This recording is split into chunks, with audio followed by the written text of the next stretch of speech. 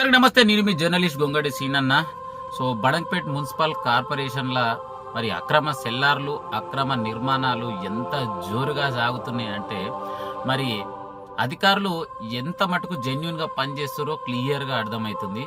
So మీకు పిక్చర్లో చూపిస్తాను. పిక్చర్లో వచ్చేసి రంగారెడ్డి జిల్లా మహేశ్వరం నియోజకవర్గం బడంగ్పేట్ మున్సిపల్ కార్పొరేషన్ 29వ వార్డ్ మెయిన్ రోడ్డుకి సెల్లార్ తీసి 1, 2, 3, 4, 5 ఫ్లోర్లు అక్రమ నిర్మాణం చేపడుతున్నా కూడా మరి కూతవేటు దూరం ఇక్కడ నుంచి కార్పొరేషన్ ఆఫీస్ నుంచి చూస్తే ఈజీగా బిల్డింగ్ కానొస్తుంది.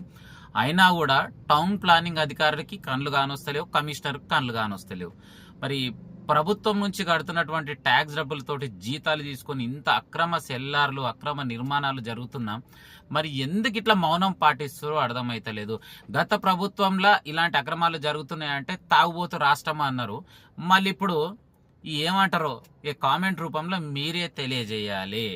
మరి కూతవేటు దూరంలో అధికారులు ఉండి కూడా ఈ విధంగా మరి అక్రమ నిర్మాణాలు జోరుగా సాగుతున్నాయంటే ఏ విధంగా మన టౌన్ ప్లానింగ్ అధికారికి, కమిషనర్కు ముట్ట చెప్తూనే అర్థమవుతుంది.